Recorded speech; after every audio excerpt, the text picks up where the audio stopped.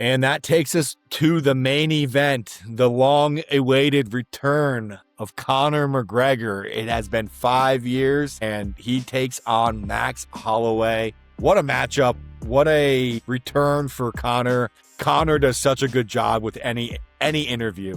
You would think that taking 5 years off is the best thing you could possibly do for a fighting career, the way he talks about it. The way he sells the fight is just so entertaining. I will throw it to KJ first. Conor McGregor is currently plus 176, Max Holloway minus 230. I think McGregor is in a great mindset for this fight. I think that McGregor's been training hard for this fight. I think he's humbled himself a little bit, but I think Vegas has also done the dirty work and made this a line where I don't know how I can go against. I mean, we're talking about Max Holloway, who's been an absolute staple in not only the divisions that he's fought in, but also just the UFC, as arguably the best boxer we've ever seen. He's had arguably the best gas tank we've ever seen. He might be the toughest guy we've seen.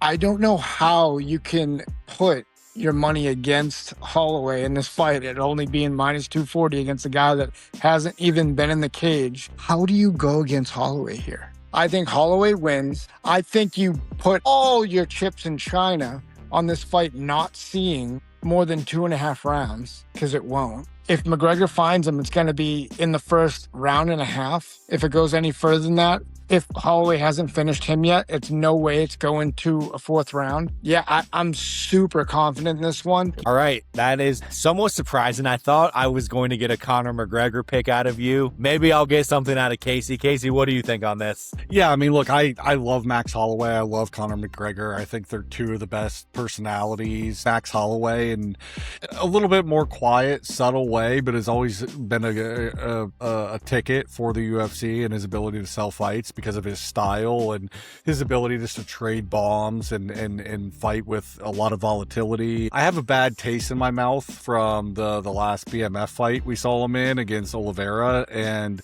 I don't know if that's fair or not, but look, I'm going to take Conor. It's only because he's such good odds. I do think that this will be a knockout one way or the other. There seems to be this groundswell amongst kind of the UFC community and even casuals, but there seems to be this groundswell that Conor, because he hasn't fought in 5 years, is washed and done, and he's an ancient. Like, this isn't Mike Tyson fighting at 65. The guy's 37. And Max Holloway is not like a 24-year-old with an incredible cardio advantage over him.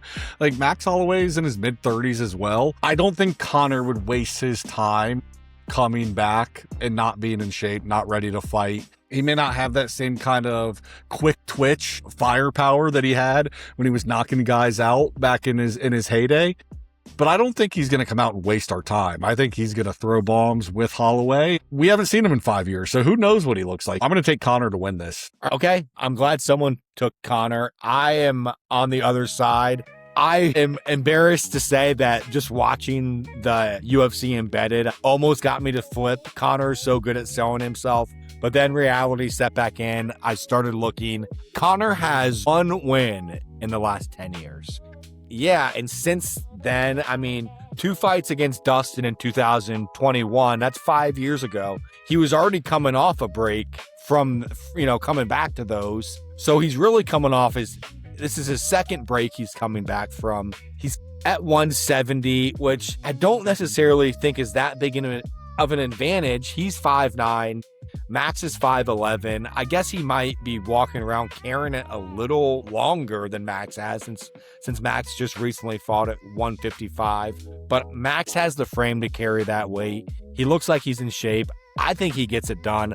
I'm looking at Max round 1, 2, or 3 KO is plus 170 right now. That's kind of where I'm leaning right now. It wouldn't shock me if it happens in the 2nd or 3rd round. If Conor doesn't come out and get the knockout early, I think Max's volume and pace is just going to put it on Conor, who hasn't been in the ring in 5 years. I do agree with you, Casey, that I don't think he would waste his time to come back if he didn't think he was able to win, but I just think he's delusional at this point. So at 37, 5 years off against a guy like Max, I have to take Max. I'm taking him plus 170 in the first 3 rounds, getting the KO. I like Max. Worst case scenario, Conor comes out and gets the knockout and I lose, but it's a great story and we got a great fight coming up.